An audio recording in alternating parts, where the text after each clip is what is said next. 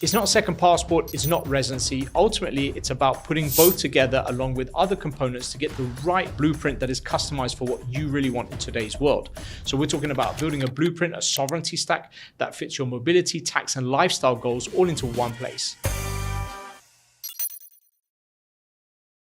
Combo A would be most likely a Caribbean passport. Why? Because they've been around the longest. A lot of people have processed these passports, received these passports, and they're happy with these passports. So you're going about 15 years plus, people have been taking advantage of these passports in the 5 Caribbean nations. There's actually going to be a 6th one launching a program in 2026. But those people there are very happy with it. And what they would do is that they'll probably look to get a European residency at some point in the future. You've got Antigua, Grenada, St. Kitts, St. Lucia, Dominica. As I mentioned, there'll be St. Vincent and Grenadines coming out later in 2026. Then you have UAE Golden Visa, historically the most popular residency program in history. It's 10 years. You can get 5 years. You can also get 10 years. But with those 10 years, then on top of that, you've got no requirements to be in the UAE every 6 months, like other visas here, or 1 year. So that's really attractive. But also, you don't have to do the real estate option. You've got the fixed deposit option. You've got a talent option. You can get by nomination. You can invest in the companies as well. So there's multiple ways to get the UAE Golden Visa. In the last decade and a half, we have processed over 11,000 second passports, residencies, and golden visas.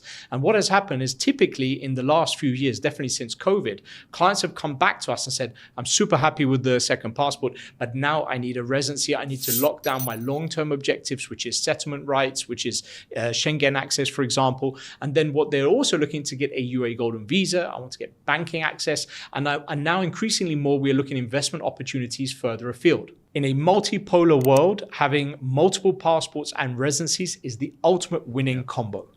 However, some people like Turkey. They like Turkey, particularly from North America, because they like the fact that the money is invested in a property, in a liquid real estate market, $400,000. They keep it for about 3 years. They get 5% return. So even if the property market in Turkey, which corrects 15%, then in the end, they still got their money back in terms of their investment. But actually, Turkey's real estate market went up 20% last year. Of course, they have an inflation issue, but you get my point, is that essentially you just can sell the property whenever you want. So a lot of people still like Turkey. It's actually by volume the most attractive citizenship by investment program because, again, lots of people can buy a property in Turkey and get the Turkish nationality. Then you compare it with the Maltese MPRP residency program, very attractive, permanent, doesn't get a lot of publicity, but we have processed several for that country, and I think it's very attractive.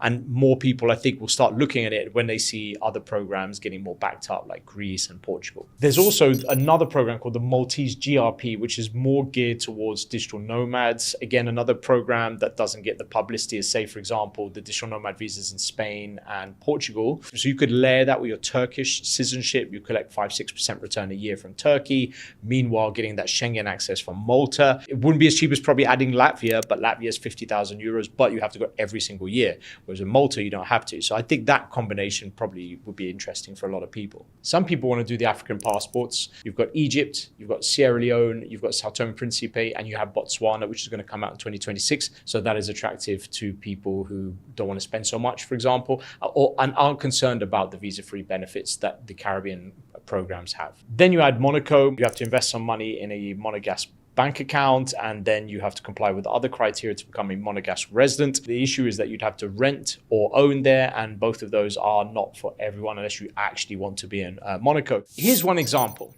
Let's say you applied for the Sao Tome and Principe program, which starts at $75,000. So within, let's say, 2.5 months, which is how long it's taking, let's say 3 months all in. 3 months all in, you'll be able to acquire a passport from Sao Tome and Principe, which is part of the Portuguese-speaking community. Now, because of that, you'll be able to fast track yourself for applying for Portuguese citizenship. So let's say you apply for a D7, which is one of the residency options in Portugal. You go to Portugal, you live in Portugal, but you'll be able to fast track and reduce the time frame to acquiring the Portuguese nationality down to only 7 years. And of course, because you have been there, you could apply for the NHR 2.0, which will give you tax benefits. So you have tax savings, and you'll end up with 3 passports. Your first, your Sao Tome, and now your Portuguese. And then after that, you can move on to your next country. Let's say, for example, example, you went into Spain. Now, because you've already got the Portuguese nationality, you can apply for Spanish nationality just within 2 years. So now you're onto your fourth passport. So that's an example. This creates a reputationally strong EU living layer, but with minimal direct tax. But it demands capital and genuine presence. But now we're looking more towards tax residency options. So if you're looking at that, you've got beneficial tax residency options in Italy, Greece, Portugal, Poland is another option as well. And then you've got other countries in the world. You can go to Georgia and Panama. What I would caution people is that these tax residency programs are extremely attractive. And with everything that's going on in the world, they're getting more restrictive. So for example, Portugal's NHR, non-habitual residency program, is less attractive now than the original one. You've got Italy's program that was 100,000 euros is now gone up to 200, now 300,000 euros due to demand as well. So just like everything, you need to move quick. So whether it's tax residency, or citizenship, all of them, they're all going in one direction. That's why I tell everyone all the time, better to be a year early than a day too late. The most recent example was when Malta closed the citizenship by investment option. It's now citizenship by exception. But the day that it closed, we had 5 clients contact us, all wanting to start the process on the same day. 2 of them contacted me directly. It's too late by then. We can't help you. So when the coast is clear and everything is quiet, I think that's the best time to apply, because once any signal comes out, the worst case scenario is that it will be closing too late, like Malta, or the best case scenario is that there will be a huge backlog and you'll be waiting a long time. The rate moved from 200,000 euros up to 300,000 euros earlier this month on January the 1st, 2026. These regimes rarely move backwards. They don't become easier, they don't become cheaper. So timing affects the numbers. Big market EU-based, controlled tax exposure and diversified passport optionality inside a single strategy. But if you're concerned about the Caribbean and whether they will or won't have Schengen in the future, probably Greece from 250,000 euros, 400,000 if you want to be more picky about what you want, and it goes up to 800,000 euros if you want to get a place in Mykonos, for example. Alternatively, as I mentioned, Malta is very attractive. It's not getting a lot of attention, and if it's not getting a lot of attention, it means that the turnaround times for the application are pretty quick. There's always a correlation between mass publicity around the program being pushed by particular agents, for example, and delays. So those programs that are flying below the radar give you very good benefits, such as Malta's MPRP, for example. You'll find that there'll be very fast turnaround times. But not everyone is interested in EU options or Schengen. For example, if they've already got visa-free access with their primary passport or their secondary passport, they don't really mind. They contact us more for the Asian programs. So definitely, we've had a lot of interest in the digital nomad options in Bali, but Malaysia's MM2H, which is extremely popular and was the most popular residency option before the UAE's Golden Visa. I've got a lot of friends who live in Malaysia and they talk very highly about the quality of life there. Combos can expand further. You can get an African passport. You've got several to choose from. You've got Sierra Leone, you've got Sao Tome, for example, you've got Botswana coming soon. And then on top of that, you can layer a citizenship by merit or citizenship by exception, it's also called. You can get that from Albania or Serbia. And then with that, you can choose from, let's say, for example, a Georgian residency, so invest in real estate, and you can get your residency there.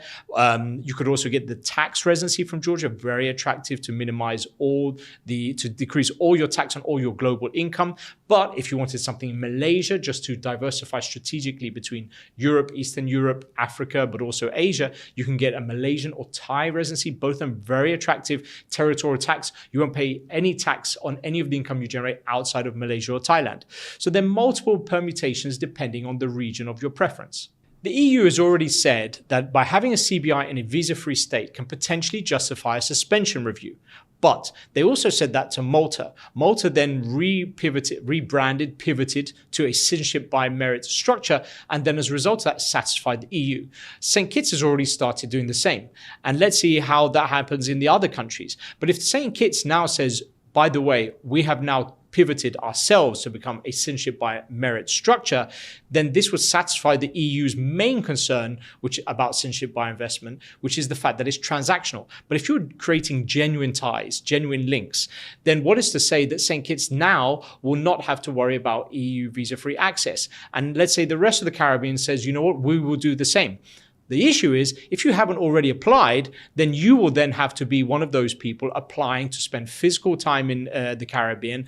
You'll have to show genuine ties, and then you regret not actually applying before that implementation takes place. Therefore, structure ultimately matters. But let's look at it from a different angle. Let's say you just say, you know what, I've already got the Caribbean passport. I've had it for several years. I'm very happy with it, as a lot of my friends are. But you want to make sure that you put your mind at ease and stop worrying about if, what, why, when might happen, and just say, let me just get a European residency. You still have many, many options. Although the longer we leave it, the more that it becomes more difficult, more expensive, or more cumbersome. So for example, let's say you want to do the Malta. Malta has a very attractive residency option.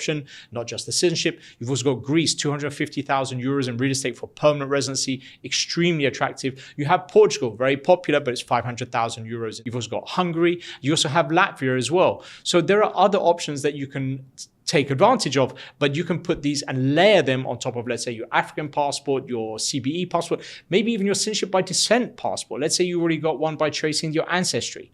Going back 10 years, we have processed EU Golden Visa or EU residency options. I think the first one we probably started out was probably the Hungary one, not the one, the current iteration now. We processed the previous one, which I think was around 300,000 euros, or it was 250, then it went up to 300,000 euros. It was a very different version to the one we have now. So we have been processing many residency options in many countries. So again, we did Spain before it closed down. We did Portugal when it was 280,000, 350,000 euros. We even did the Ireland program as well. So not a lot of people did that one. So this is a lot of cumulative experience that has been with our company for 15 years. The world is changing extremely fast. If you look around, everything that's happening from China and Taiwan all the way through to the unrest in Thailand or in Nepal or in Sudan. I mean, you know, and then Venezuela, Russia, Ukraine, look at United States and Greenland. I mean, the whole world is becoming incredibly fragmented. We're becoming more and more divided.